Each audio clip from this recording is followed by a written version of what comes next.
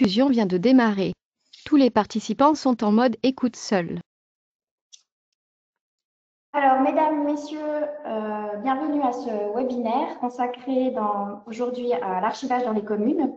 C'est le premier que nous présentons sous cette forme en Suisse romande. Voilà, la situation étant un peu particulière, cette année, nous avons choisi de ne pas vous convier pour une présentation publique, mais de vous faire une présentation en ligne. Et nous espérons que cette formule vous plaira et qu'elle nous permettra d'amorcer un contact constructif et stimulant. Ce webinaire sera présenté par Gilliane Kern, qui est notre responsable romande pour la gestion de l'information, et par moi-même, Nathalie Guillot-Falconet, responsable romande pour la gestion d'archives. Avant de débuter, j'aimerais juste encore vous donner quelques éléments pratiques. Donc, j'espère que vous me voyez et que vous nous entendez bien. Sachez que de notre côté, on ne vous voit pas et on ne peut pas vous entendre. Vos caméras et vos micros sont désactivés. Par contre, vous pouvez dialoguer avec nous à l'aide des icônes que vous avez sur la droite de votre écran.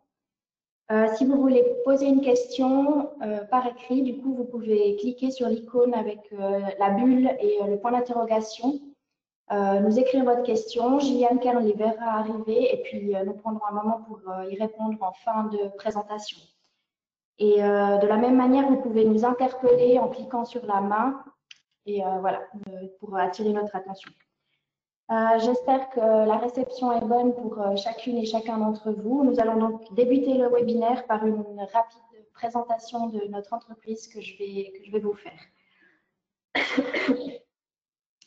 Donc, DocuTeam est une entreprise qui est active dans le domaine de la gestion de l'information et de la gestion des archives depuis plus d'une quinzaine d'années. C'est une entreprise bilingue qui travaille dans toute la Suisse. Le siège de l'entreprise est à Baden, c'est là que DocuTeam a été fondé. Et aujourd'hui, nous avons également, depuis 2010, nous avons également un bureau en Suisse romande, à Yverdon-les-Bains, depuis où nous vous parlons aujourd'hui. Excusez-moi. Nous avons une trentaine d'employés chez DocuTeam, 25 à Baden et nous sommes 10 à Yverdon. Aujourd'hui, à ce jour, notre activité nous a permis de répondre aux demandes de près de 500 clients dans toute la Suisse, pour une plus grande partie dans le secteur privé, mais également dans le secteur public, mais également dans le secteur privé. Et le panel de nos clients est très large, donc voilà, il y a des structures de tout type, avec des activités très différentes, des tailles très différentes.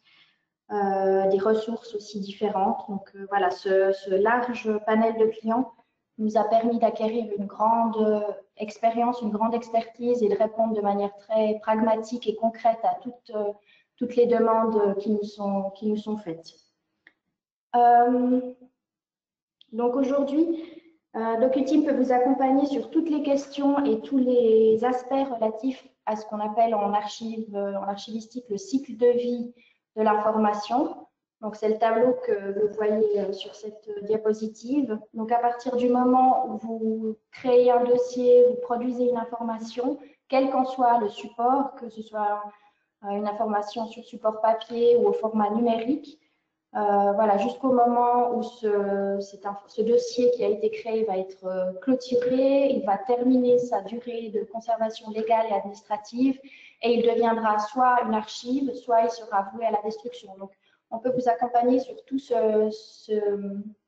cycle de vie de l'information. Et pour vous accompagner sur ces différentes étapes de la gestion de vos ressources informationnelles, on met à disposition de nos clients 3 équipes. Une équipe de gestion de l'information, des conseillers et des conseillères en gestion de l'information qui interviennent du coup dans la première partie du cycle de vie de l'information et qui vous aident à organiser et canaliser votre production documentaire et acquérir les principes d'une bonne gouvernance de l'information. Et donc, c'est Madame Gilliane Kern qui s'occupe de notre équipe romande de gestion de l'information. Ensuite, nous avons une équipe informatique qui rassemble des archivistes, informaticiennes et informaticiens, des spécialistes des données et des informaticiens et informaticiennes qui, du coup, ont créé et développé les outils qu'on utilise pour vous accompagner dans nos différentes tâches. et qui assure aussi l'archivage électronique, puisque Docutine propose une solution d'archivage électronique qui s'appelle Docutine Cosmos. Et enfin, une équipe de gestion d'archives dont je suis responsable pour la Suisse romande, qui prend en charge les dossiers et les documents au moment où ils ont terminé leur vie active, qu'ils ont achevé leur durée légale de conservation et qu'ils deviennent soit des archives, soit qu'ils peuvent être éliminés. Voilà, donc le but pour nous, c'est de vous aider, vous accompagner dans vos missions de service public, de vous faire gagner du temps, de gagner de l'efficacité et de vous aider à optimiser votre gestion de ressources documentaires, évidemment en conformité avec les exigences légales en matière d'archives, mais aussi de transparence, de confidentialité et de protection des données. Voilà pour cette rapide présentation de notre entreprise. Vous trouverez plus d'informations sur nos sites web. Évidemment, je vous invite à le consulter si vous le souhaitez. Et je cède la parole à Gilliane pour la suite. Oui, donc bonjour tout le monde. C'est vrai que c'est un peu bizarre de parler devant son écran d'ordinateur sans avoir d'interaction avec vous. J'espère quand même que la réception est bonne. Juste quelques mots aussi sur la situation aujourd'hui, la gestion de l'information et des archives. Donc, sans surprise, on est toujours dans une société documentaire hybride avec autant du papier que de l'électronique. Donc le papier n'a pas disparu, de loin pas. On a encore des masses et des masses de documents qui sont imprimés, qu'on doit conserver papier, notamment des conventions, des contrats, et qui resteront papier. Mais ceci dit, on va aussi conserver ces documents sous forme électronique, sous forme de copie électronique pour diffuser l'information, pour la partager. En parallèle, on a de plus en plus de documents qui sont créés numériques avec des documents de type bureautique. On reçoit des courriels, on les envoie également. Ce sont des informations aussi qui sont souvent importantes ou pas. On a beaucoup de courriels qui ne sont pas importants, dont certains qu'il faut conserver pour assurer une certaine traçabilité au sein des communes. Donc certains documents, on les imprime toujours, d'autres on décide de les garder uniquement électroniques, mais c'est plus toujours facile de savoir qu'est-ce qu'on garde où, comment.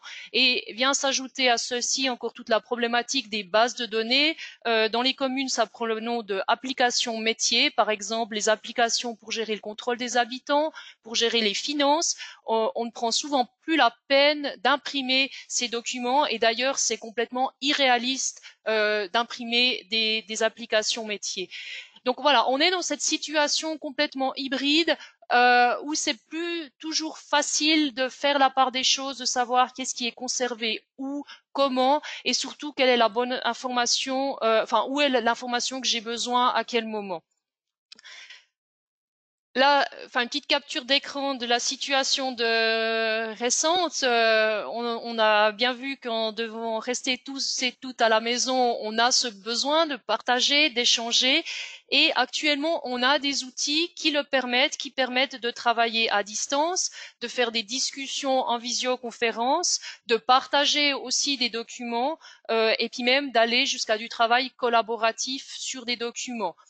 Le problème, c'est que ça marche assez bien quand on est à l'ère numérique. Ça marche pas du tout pour tous les documents qui sont restés papier. C'est beaucoup plus compliqué de les partager. Et là, c'est vrai que c'est une des leçons un peu de cette crise. Enfin, on le savait déjà, mais là, je trouve que ça a exacerbé un peu la problématique de cette société dématérialisée. Comment est-ce qu'on simplifie les processus pour pouvoir justement partager au mieux l'information, pour être réactif très vite à distance sans devoir aller se plonger forcément dans des dossiers qui ont été conservés physiquement dans les archives de la commune. Et puis vraiment tout l'enjeu, c'est de retrouver rapidement la bonne information au bon moment, parce que quand on vous demande une convention, c'est sûr, il faut pouvoir aller la retrouver assez facilement où les factures qui ont été payées.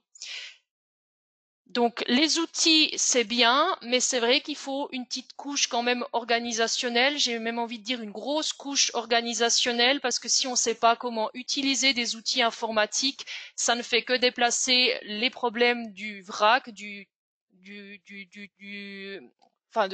cette situation problématique du chaos dans les environnements informatiques. Et nous, c'est ce qu'on va vous présenter aujourd'hui.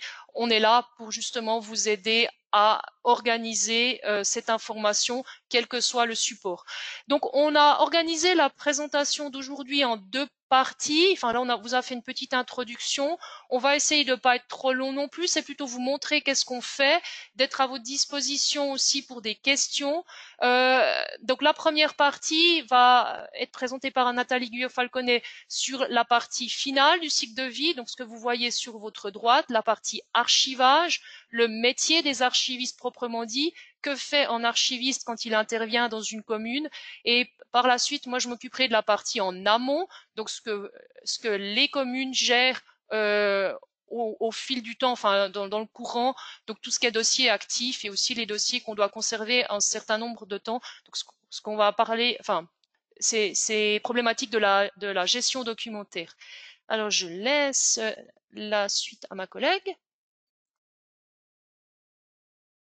Voilà, donc on va voir comment se passe le traitement de l'arriéré d'archives et des braques numériques quand on intervient dans les communes pour lesquelles on travaille.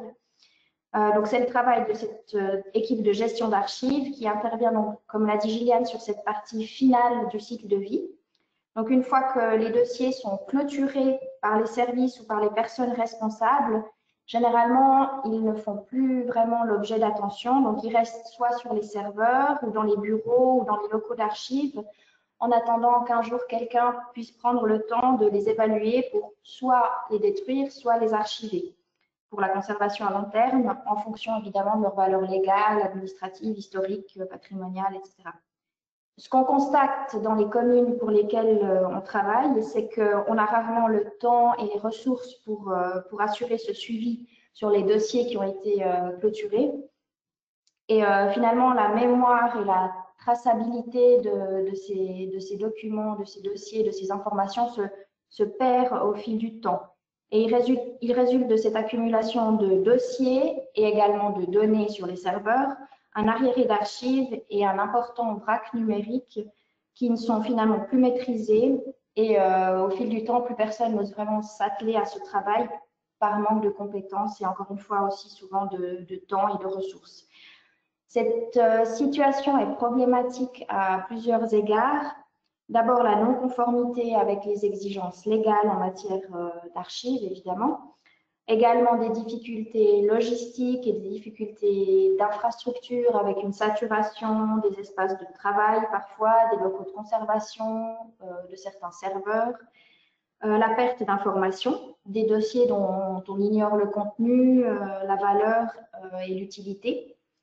Une perte de temps, l'impossibilité de retrouver certaines informations et de donner accès à certaines informations, à certains dossiers. Et enfin, la perte d'un certain savoir et d'une certaine compétence au gré des différentes réorganisations dans les services, des différentes mutations. Donc, une première étape de notre travail qui est absolument fondamentale, c'est ce qu'on appelle en archivistique l'évaluation. On pourrait définir ça comme un tri sommaire.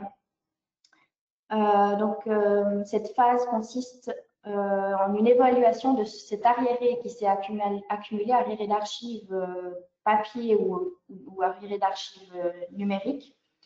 Et en fait, cette opération nous permet de ventiler en 2 lots les documents qui ont été, les dossiers qui ont été conservés, les fichiers qui ont été conservés. L'un qui sera destiné à être archivé à long terme pour des raisons légales, administratives, historiques, et l'autre qui pourra être détruit parce que voilà, la durée de conservation légale et administrative est achevée et qu'il n'y a pas d'utilité à conserver ces documents.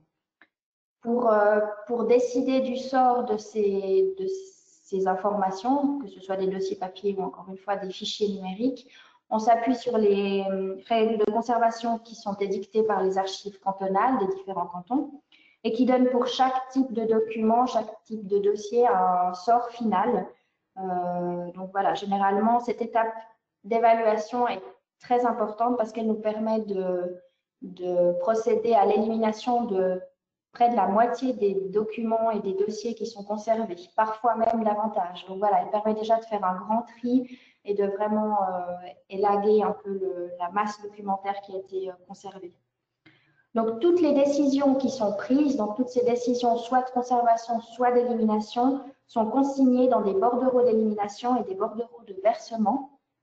Le bordereau d'élimination, c'est une exigence légale. Il doit être validé par l'autorité communale avant que les dossiers puissent être détruits de manière confidentielle. Donc, évidemment, c'est un dialogue entre l'archiviste et l'autorité légale qui peut toujours retoquer certaines décisions ou éventuellement revenir sur certains choix qui sont proposés par l'archiviste. Voilà, c'est très important. Et ce bordereau d'élimination permet à la commune de garder une trace de la vie des dossiers et donc de répondre à cette exigence légale. Donc là, vous avez un exemple d'un gros travail qui a été fait à la Grande Béroche, dans le canton de Neuchâtel, au moment où donc la Grande Béroche est une commune issue d'une fusion, une fusion de six communes. Et voilà, donc au moment où la commune a fusionné, ils ont repris donc les archives de toutes les anciennes communes et il y a eu un très gros, enfin il n'y avait pas eu de travail d'archivage qui a été fait, à proprement parler, auparavant. Donc quand on est arrivé, on a dû vraiment faire ce travail d'évaluation. Et comme vous le voyez, il y a des importantes masses de documents qui ont pu être éliminés. Donc là, on a travaillé avec, voilà, sur place, sur notre client. On a préparé les bordereaux d'élimination qui ont été validés. Ensuite, on a mis en sac et puis la commune s'est occupée de venir chercher tous ces sacs pour les amener directement à une déchetterie. Quand nous travaillons dans nos bureaux, nous travaillons avec une entreprise vaudoise spécialisée dans la destruction confidentielle, donc qui met à disposition de notre bureau des bennes qui sont donc scellées, fermées, verrouillées au moment où elles sont pleines et qui sont directement prises en charge ici à nos bureaux et amenées dans le centre de déchiquetage de cette entreprise. De la même manière que nous préparons un bordereau d'élimination, nous préparons également un bordereau de versement, un bordereau sommaire, qui a son importance parce qu'en fait, il sanctionne le passage des dossiers d'un statut de dossier courant, ou en tout cas clôturé encore sous la responsabilité de l'administration, à un dossier ou un denier d'archives. Et du coup, légalement, ça signifie qu'à partir du moment où c'est une archive, il tombe sous le coup des lois cantonales sur l'archivage. Donc, c'est cette législation-là qui va régler du coup les conditions de consultation, etc., qui s'imposent. Du coup, une fois que nous avons fait cette phase d'évaluation, nous avons pu détruire une partie des documents qui ne sont pas voués à la conservation à long terme. Et il nous reste du coup les archives proprement dites, les archives historiques ou définitives. Et nous allons assurer à ce moment-là le transport de ces archives dans nos locaux, puisque nous travaillons pour le traitement des archives directement dans nos locaux, ce qui nous permet de garantir à nos clients un travail de grande qualité et dans des conditions qui sont optimales. Nous sommes dans notre infrastructure physique, avec aussi nos infrastructures techniques qui sont sécurisées, et nous avons l'appui de toute notre équipe en interne, ce qui facilite la supervision et la coordination de toutes ces personnes qui peuvent travailler sur les archives. Une fois traitées, les archives sont ramenées chez notre client. En effet, nous n'assurons pas de stockage d'archives chez Docuteam. Donc, le travail de traitement des archives définitives comporte plusieurs étapes. Donc, un tri un peu plus fin à ce moment-là des documents. Donc, après cette phase d'évaluation, on va enlever encore les dernières scories qui peuvent rester dans les données numériques ou dans les dossiers papier qu'on prend en charge. On réorganise intellectuellement les choses en suivant un plan de classement, souvent sur la base comme vous le voyez sur ces images, d'un ancien inventaire ou d'un plan de classement qui a été utilisé dans la commune. Donc, on ne fait pas table rase de ce qui a été fait, donc on absorbe ces informations-là, on les réutilise, on les développe, on les enrichit. Et c'est à partir de cette base qu'on va rédiger l'inventaire des archives, suivant évidemment les normes professionnelles qui sont imposées aujourd'hui à notre profession.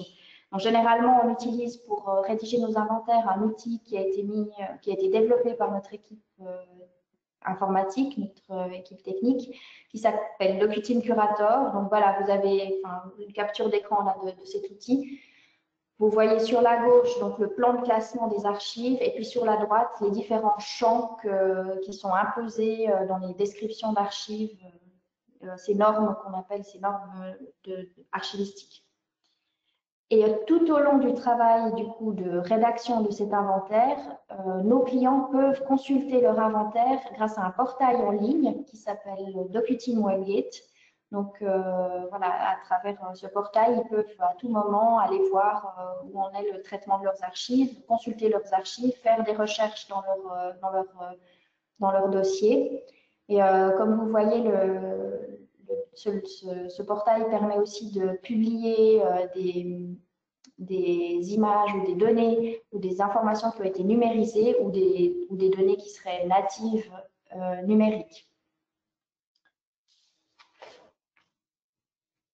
Et ce portail permet également à terme d'offrir un accès public à vos inventaires afin que vos administrés et toute personne qui pourrait être intéressée aux archives de votre commune puisse accéder à l'inventaire et consulter l'inventaire des archives, avec évidemment toutes les possibilités de réduire, de limiter éventuellement cette consultation d'inventaire ou de cacher certaines informations qui pourraient ne pas être encore publiques. Nous travaillons également, notamment dans le canton de Vaud, avec un outil qui s'appelle Atome, Access to Memory, qui offre en fait les mêmes, c'est un outil professionnel archivistique, donc qui offre les mêmes fonctionnalités que DocuTeam Curator, les mêmes possibilités aussi de publier, comme vous le voyez, en ligne les inventaires. Donc là, c'est le site des archives communales vaudoises, que je vous invite aussi à aller consulter, où vous pouvez voir les inventaires qui sont mis à disposition de manière publique. Et voilà, nous travaillons donc aussi avec ces outils pour certains de nos clients. Dernière étape du traitement des archives, c'est donc en prévision de leur conservation à long terme, leur reconditionnement, c'est-à-dire la reprise des dossiers dans des matériaux qui sont des matériaux professionnels qui sont prévus pour la conservation à long terme, qui sont aux normes évidemment, selon différentes normes qui sont imposées par les fabricants et qui permettent du coup de garantir une très bonne conservation des dossiers papier. Voilà. Et de la même manière pour les archives, pour les données numériques, voilà, il y a une préparation qui s'impose. Donc, on rassemble vos fichiers, les fichiers qui sont sur vos serveurs, qui sont voués à être destinés, on va les empaqueter afin d'en garantir l'authenticité, l'intégrité et la viabilité. Et ensuite, ces paquets, on va les migrer vers un coffre-fort électronique où ils pourront être conservés à long terme et on assure à ce moment-là une veille sur ces différentes données pour s'assurer qu'elles soient toujours lisibles, qu'elles soient toujours intègres, qu'elles puissent toujours être accessibles. Donc après ces deux étapes essentielles du traitement des archives, donc l'évaluation de l'arriéré et puis le traitement des dossiers d'archives, les résultats sont déjà probants. Comme je l'ai dit tout à l'heure, souvent la moitié, voire plus des dossiers qu'on a accumulés au fil des ans peut être détruite et donc la réduction du volume initial est considérable. Et du coup, pour la partie des archives définitives, l'inventaire et le traitement des archives permet d'être en conformité avec les exigences légales en matière d'archives. Et il offre du coup, vous avez du coup, en tant que client, une vision plus claire de vos ressources documentaires. Vous pouvez mieux les gérer. Vous pouvez y accéder plus facilement, retrouver les informations et les dossiers dont vous avez besoin. Vous gagnez souvent de la place, une place considérable, et vous garantissez la pérennité de vos archives papier et numériques. Et à ce moment-là, il y a d'autres perspectives qui peuvent s'ouvrir pour des travaux notamment de valorisation. Par exemple, nous assurons des tâches de numérisation de certains fonds qui présentent un intérêt historique, patrimonial ou une valeur notable pour votre commune ou pour votre région. On n'y pense pas toujours, mais les archives communales recèlent de vrais trésors qui méritent d'être plus connus. voilà, en matière de recherche généalogique, d'histoire locale, d'histoire du patrimoine bâti, d'histoire du patrimoine naturel, etc. Donc, la diapositive suivante vous présente deux campagnes de valorisation que nous avons faites pour l'une de nos communes clientes, où nous avons numérisé une très belle collection de photographies anciennes qui sont à l'origine sur plaques de verre, dont nous avions également un tirage en argentique. Donc, on a numérisé ce tirage argentique et on a mis ces photographies qui sont libres de droit sur Wikimedia Commons. Donc, c'est l'image que vous avez à droite. Elles sont donc utilisables dans l'encyclopédie Wikipédia. Et une partie de ces images a été utilisée par la commune pour publier un très beau calendrier qui a été distribué aux administrés de la commune. Et voilà, c'est le type de prestation qui est demandé et qui plaît beaucoup. Voilà, donc au terme de ce processus de remise à niveau des archives et ce travail de traitement des archives, vous avez toutes les cartes en main pour assurer à cette ressource importante et précieuse que sont vos archives et vos données numériques de bonnes conditions de conservation et d'exploitation à l'interne comme à l'externe. Et si ce suivi sur les archives est poursuivi de manière régulière, vous garantissez une bonne gestion de vos ressources informationnelles, ce qui est extrêmement précieux. Voilà, j'en aurais terminé pour la présentation du travail dans l'équipe de gestion d'archives et du coup, je redonne la parole à Gilliane pour la suite. Ok, merci beaucoup. Donc, on a vu comment l'archiviste travaillait pour traiter l'arriéré.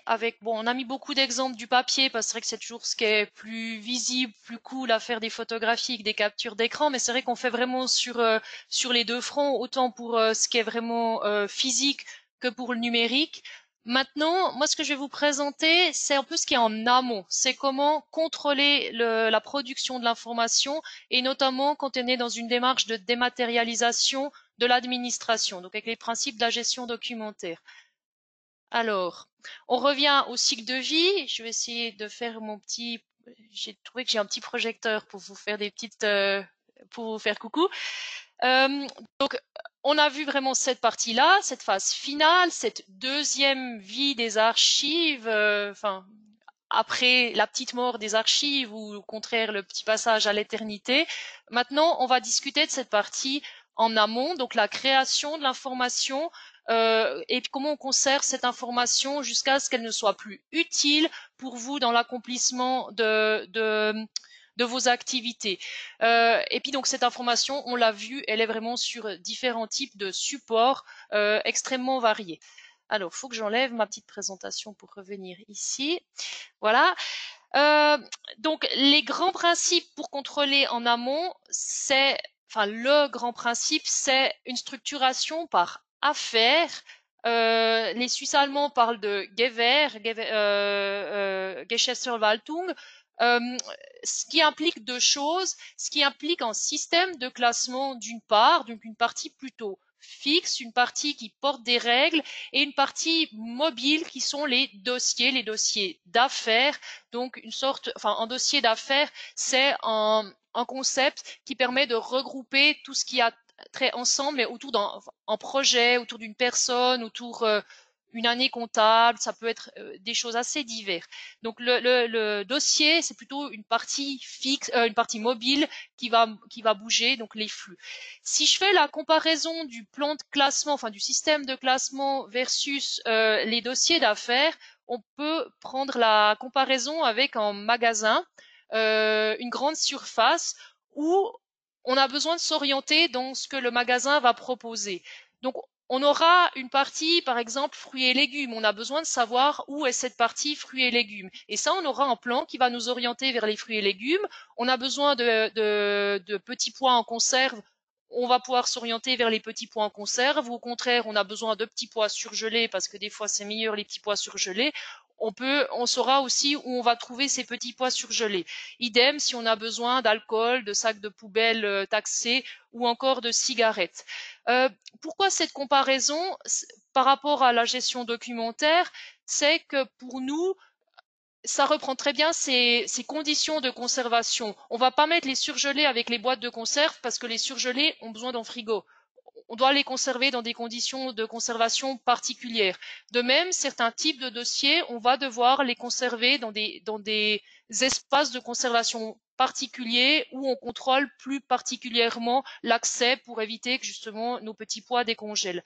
Les boîtes de conserve sont peut-être d'accès plus facilement libre, et les fruits et légumes, on va devoir aller régulièrement vérifier si nos stocks ne sont pas périmés, donc devoir faire ce que nous on appelle de l'évaluation archivistique, de devoir faire du tri pour éventuellement supprimer les fruits et légumes qui sont en phase de péremption. On voit aussi avec cet exemple que des petits pois, on va pas les trouver tous au même endroit. Il y aura pas. Donc si je prends l'exemple de mon tiroir ici, j'aurai pas un tiroir avec tous les petits pois. Non, j'aurai le tiroir des petits pois frais qui sera à un certain endroit et les petits pois surgelés à un autre, les petits pois en conserve encore à un autre. L'autre exemple qui fonctionne aussi relativement bien dans cette comparaison avec les magasins, c'est que si je veux des sacs taxés, on va me dire non, désolé, vous ne pouvez pas vous servir librement, même pas en ouvrant le congélateur. Là, il faut passer par la personne à la caisse, ou pour de l'alcool ou des cigarettes, il faut même montrer patte blanche. Ce qui est la même chose de nouveau dans notre gestion documentaire. Il y a certains types de dossiers qui ont des données sensibles, donc où peu de personnes peuvent y accéder. L'accès à ces informations est vraiment contrôlé. Donc, on a le plan de notre magasin, et puis les boîtes de petits pois sont nos dossiers, les paquets de petits pois congelés sont nos dossiers. C'est ça qui roule, c'est le flux de l'information. Donc, on va mettre des règles par rapport au plan de classement, par rapport à la structure, où se trouve où se trouve quel type d'information et combien de temps on va les conserver. Comment est-ce qu'on va faire du tri? Est-ce qu'on va jeter? Est-ce qu'on va au contraire les donner à quelqu'un d'autre? Ça, c'est le plan de classement. Et puis donc, tout ce qui passe là-dedans, donc mes petits pois, mes dossiers, c'est du flux, c'est des choses qui vivent. Donc, il faut bien faire cette distinction entre la structure de classement qui est fixe et puis ces dossiers, cette constitution des dossiers qui vont partir dans nos tuyaux, dans nos canalisations. Comment est-ce qu'on pilote ce cycle de vie avec cette structuration par affaires? On a un outil qui est de type organisationnel qu'on appelle, alors je reprends la terminologie neuchâteloise, le plan d'archivage.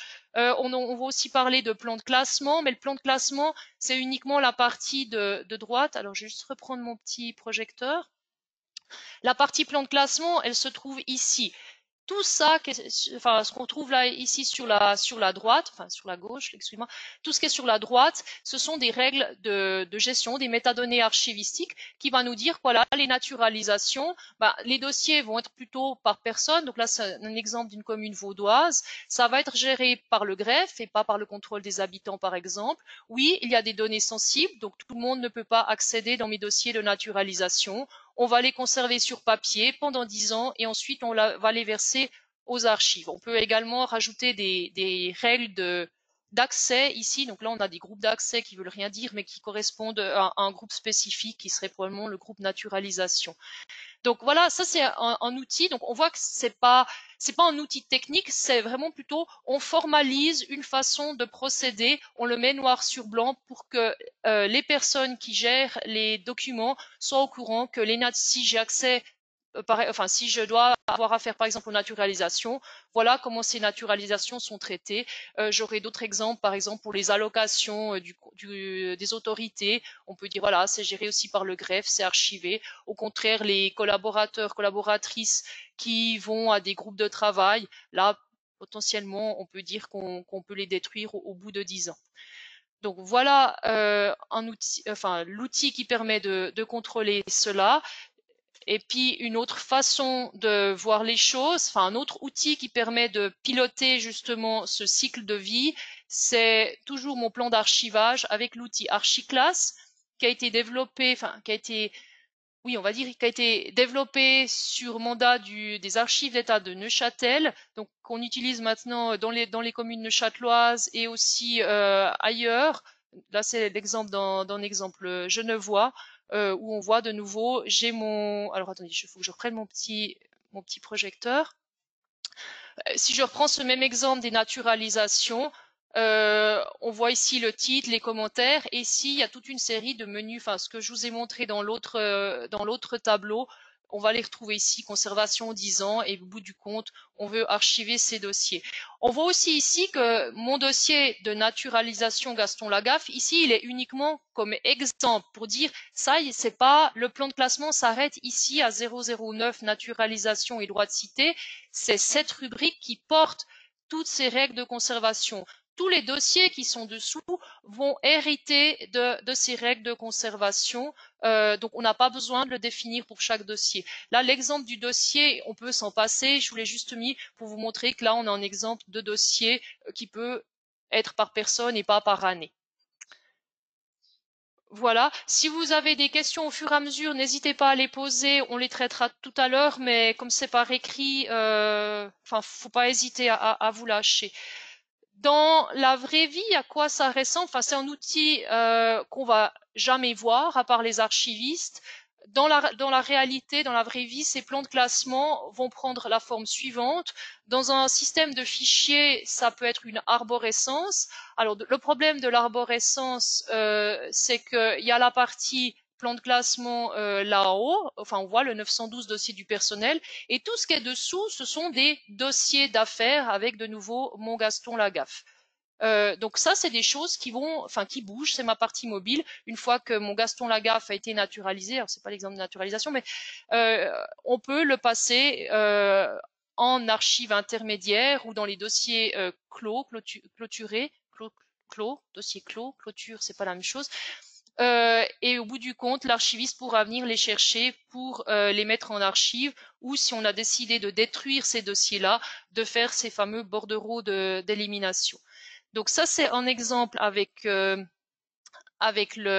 système de fichiers. Donc c'est l'arborescence avec ce problème qu'on a des petites icônes jaunes partout. Donc c'est compliqué de faire la distinction entre la partie fixe, plan de classement, de la partie mobile des dossiers. Et l'autre exemple aussi, au niveau, enfin, dans l'électronique, alors toujours l'exemple de ma commune genevoise ici, qui est un système de gestion électronique des documents, où là, le plan de classement n'apparaît plus du tout. On voit juste ici libellé de l'affaire. Donc en fait, ce libellé de l'affaire, donc mon dossier, les personnes qui doivent trouver un document ou classer un document vont essayer de trouver l'affaire Gaston Lagaffe, qui, dans un autre filtre, dans un autre masque de saisie, va être rattaché au plan de classement naturalisation. Mais c'est pas l'affaire du personnel standard dans la commune de faire ce classement-là. Il faut uniquement mettre les documents dans le dossier concerné. Donc voilà, là le filtre est tout vide, mais après je peux très bien chercher libellé de l'affaire Gaston Lagaffe, et s'il y a deux affaires Gaston Lagaffe, une dans les contentieux, l'autre dans les naturalisations, après la personne qui classe peut éventuellement choisir. Et toutes les règles de conservation qu'on avait vues dans les documents précédents sont automatiquement reprises dans le système de GED à partir des informations soit d'Archiclass, soit du document, enfin, dans fichier CSV. Donc, les personnes qui travaillent n'ont pas besoin de recopier régulièrement ces informations. J'espère que c'est pas trop nébuleux. J'espère que je ne vis pas trop vite. Il est 10h39. On est bon dans le timing. Pour résumer un peu ces différents éléments, donc la gestion documentaire, il y a ces trois éléments à prendre en compte. Donc les documents, nous on ne gère jamais ces documents tout seul, on les gère toujours au sein de dossiers, donc que ça soit des documents papier, des documents électroniques. Ce qui est plus compliqué, c'est pour les bases de données, d'essayer d'identifier quels sont ces documents. Donc si je suis dans le contrôle des habitants, une fiche du contrôle des habitants, maintenant c'est un ensemble de données relatifs à un habitant. Donc ce dossier, il est tout à fait virtuel dans la plupart des cas. Il n'existe plus vraiment physiquement. Donc il faut toujours essayer d'aller les identifier. Et donc le plan de classement, ce troisième élément qui est vraiment cet outil de pilotage absolument fondamental pour avoir une vision d'ensemble, mais dont les collaborateurs, les collaboratrices ne vont pas forcément voir régulièrement, sauf les personnes qui sont au front, donc c'est-à-dire confrontées vraiment au classement de dossiers, souvent les archivistes ou les responsables de la gestion documentaire. À ces trois éléments, je dois quand même en rajouter un quatrième qui est absolument fondamental, c'est celui-là. C'est quand même définir des rôles et des responsabilités au sein de tout ce schmilblick. Parce que c'est bien beau d'avoir des outils organisationnels, c'est bien beau de définir combien de temps on garde quoi, mais si j'ai pas un pilote dans l'avion qui nous permet de garder le cap, ben notre avion, il va un petit peu partout. Donc, ce qui est très important, c'est vraiment d'avoir le soutien de la direction. Donc, dans le cas d'une commune, c'est des autorités communales, quelles qu'elles soient. Enfin, vous savez qu'en Suisse, chaque canton a son propre nom pour les autorités communales.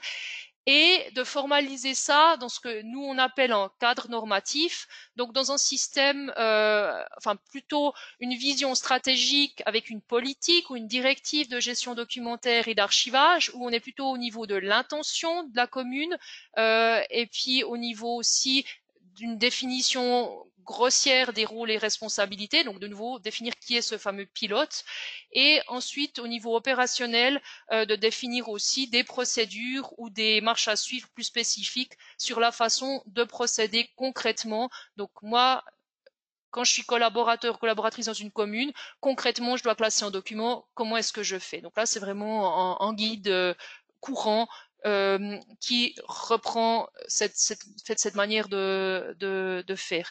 Et donc, idéalement, il faudrait que justement quelqu'un contrôle un peu ce qui se fait pour réorienter si on voit qu'il y a des erreurs qui se passent à un endroit ou à un autre.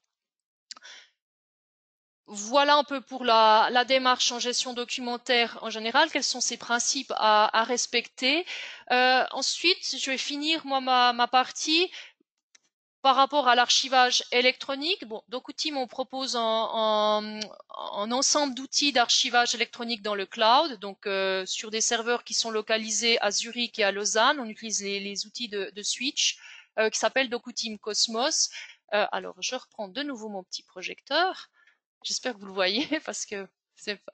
Donc, on voit ici sur la partie gauche, justement, qu'on a ces données qui viennent d'outils de production. Donc, ça peut être des JET, ça peut être le système de fichiers. Donc là, on a un outil DocuTeam Packer qui permet de faire du tri de vrac numérique manuellement. Ça peut aussi être des médias sociaux, notamment Twitter, qu'on peut aller récupérer. Donc, tout ça, il faut préparer pour ensuite le verser aux archives, au contraire l'éliminer. Et donc voilà, là on a un outil aussi qui s'appelle DocuTeam Feeder, qui permet justement de valider si les données que je veux archiver sont bel et bien conformes, éventuellement les migrer dans des formats pérennes, et puis les mettre dans des boîtes d'archives électroniques. Tout ça est stocké donc dans un dépôt d'archives électroniques qui est géré ici avec Fedora. Donc ça, c'est vraiment la partie locale d'archives que personne ou presque, à part les archivistes, ne va voir. Les utilisateurs, ce qu'ils vont voir au final, c'est l'interface, la plateforme d'accès, que ça soit Atom, que ça soit DocuTeam WebGate. Ce que l'utilisateur ou l'utilisatrice finale a besoin, c'est de chercher Gaston Lagaffe, et puis ça va chercher là-dedans qu'est-ce qu'il y a comme Gaston Lagaffe et nous renvoyer.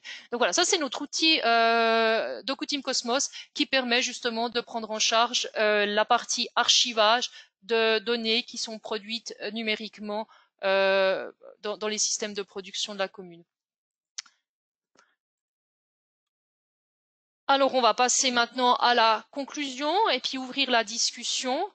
Donc j'espère que vous avez pu vous faire une bonne idée du travail qu'on fait avec les archives, que ce soit autant des archives papier que des archives électroniques. C'est pas une formation qu'on vous a fait aujourd'hui. Pour ça, il faudrait consacrer plus de temps. Puis là, ça serait mieux d'avoir le côté interactif. C'est plutôt, ouais, voilà, vous montrer un petit peu, vous donner une idée, vous faire envie peut-être aussi, enfin nous on adore notre métier, pour cette gestion des archives et de l'information, et puis surtout aussi vous dire que ne soyez pas perdus. Si vous avez des problèmes, il y a des gens qui savent gérer ça, ce sont les archivistes, nous sommes des archivistes, il y en a d'autres qui existent ailleurs, vers lesquels vous pouvez vous tourner pour avoir de l'aide. Alors, je vous propose qu'on ouvre les questions maintenant. Donc pour les questions, n'hésitez pas d'aller sur le côté. Alors, nous, on n'a pas du tout le même interface que vous, donc voilà. Mais il y a un point d'interrogation. Apparemment, vous pouvez poser vos questions. Les questions vont arriver chez moi. Elles vont pas être visibles de tout le monde tant que je n'y ai pas répondu. Donc, si vous voulez me faire des remarques plus personnelles, je peux aussi vous répondre individuellement. Il n'y a pas de souci. Si c'est des remarques qui concernent tout le monde, ma foi, on partagera pour tout le monde. On va essayer de faire au mieux, soit par écrit, soit oralement. Je pense oralement, c'est peut-être plus sympa. Malheureusement, vous n'avez pas de micro, ça c'est, enfin, c'est moins sympa pour nous, mais on va essayer de faire par écrit. Alors, je sais pas qui c'est qui veut se lancer, si tout a été clair ou pas, n'hésitez vraiment pas à interagir, on vous voit pas, donc on ne sait pas si vous êtes endormi derrière votre café, machine à café, si vous êtes justement en train d'aller boire le café ou pas, n'hésitez pas.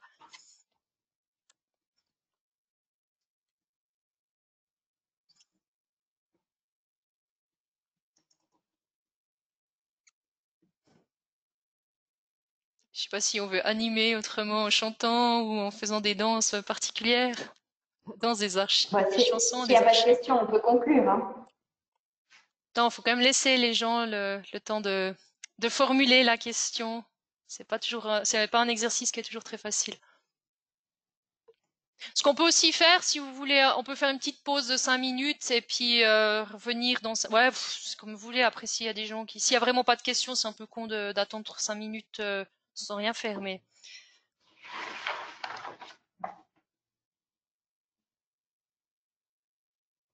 Bon, Moi, je proposerais peut-être de conclure. Et puis, de toute façon, il y a toutes nos coordonnées sur notre site web. Vous pouvez nous joindre par téléphone, par courriel. On est à disposition pour venir faire une visite dans vos administrations si vous le souhaitez. Donc, voilà, ce sera peut-être plus simple pour poser les questions que via un webinaire où on ne peut pas se voir et pas vraiment s'entendre. ah, j'ai des questions. Euh, Attends voir. ah, d'accord. Faut juste que j'ouvre le petit onglet. Alors, c'est très clair pour ma part. Merci beaucoup pour votre temps et super présentation. Bah, merci beaucoup. Merci. Actuellement, nous avons un plan de classement selon le calendrier, selon le plan cantonal bernois. Si on prend votre solution, cela va-t-il changer ce plan de classement initial? Alors, la réponse est non. Euh, on discute avec vous. Nous, si la demande est de repartir d'un plan de classement à zéro, on va refaire un plan de classement à zéro. Si la demande c'est plutôt d'adapter et qu'il est adaptable, on va reprendre ce plan adaptable. Donc ça dépend vraiment tout des situations.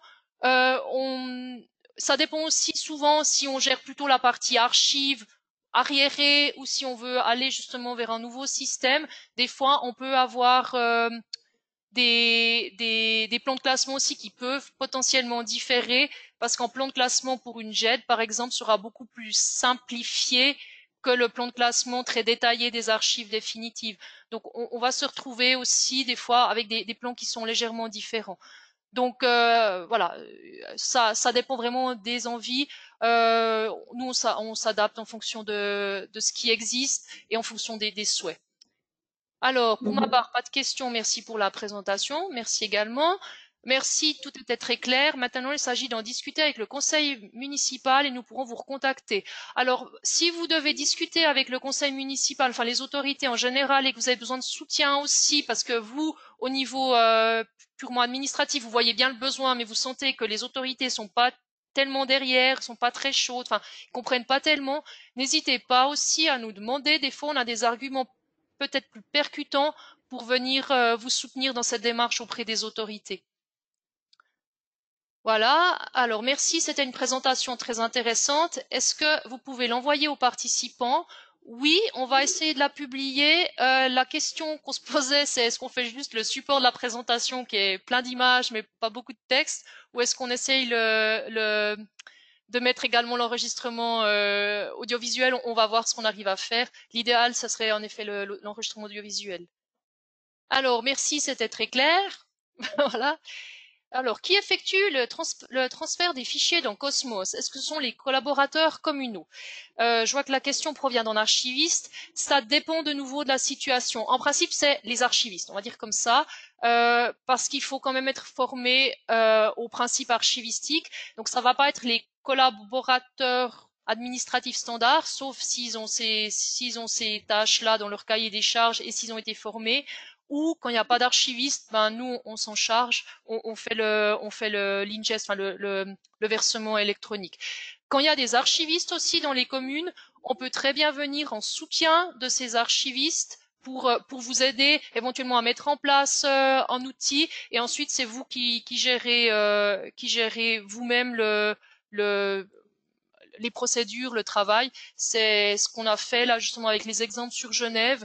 On a fait avec une commune qui a un archiviste sur place, qui a été très impliqué dans toute la démarche, mais on l'a vraiment fait en parallèle. Enfin, on était même 3 acteurs. Il y avait le service informatique de l'association des communes genevoises, la commune en question et nous, pour pouvoir faire avancer le projet enfin, pour qu'il avance puis qu'il aboutisse. Je sais pas si ça répond à la question. Il y a aussi le cas de figure des GED où ça peut être automatisé, ce processus d'ingest, de transfert des données. Oui, semi-automatisé. On met en place. Mais Ouais. oui, il y a des outils qui permettent de reprendre dans une JET. Si la JET a été bien paramétrée au début, justement, après, on peut reprendre. Ceci dit, il y a quand même toujours besoin d'avoir le regard humain pour vérifier qu'il n'y ait pas d'erreur. Enfin, on peut très bien avoir décidé en amont qu'on veut détruire des choses et on se rend compte a posteriori qu'en fait, non, là, pour un type de dossier particulier, on va le garder parce qu'il a marqué l'histoire de la commune. Alors, est-ce que j'ai d'autres questions? J'espère que ça va pour vous de répondre oralement. Ça me prend moins de temps que de vous répondre par écrit, mais si vous voulez que je le fasse par écrit, je le fais volontiers aussi.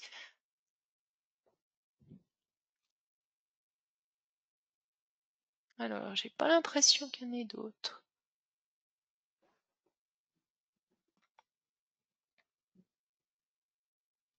Ok, bah écoutez, je vous propose donc de vous laisser vaquer à vos occupations. Si vous avez des questions a posteriori ou n'importe quoi, n'hésitez pas à prendre contact. Donc soit avec moi-même, j'ai mis mon adresse courriel ici, soit avec Nathalie Guillaume-Falconet.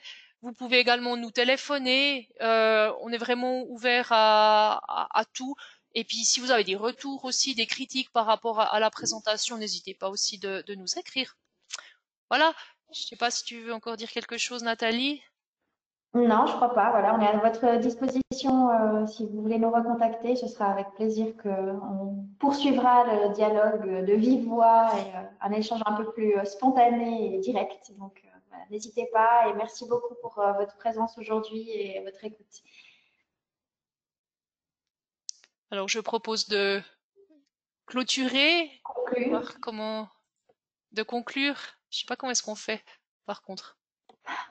Je crois que c'est là.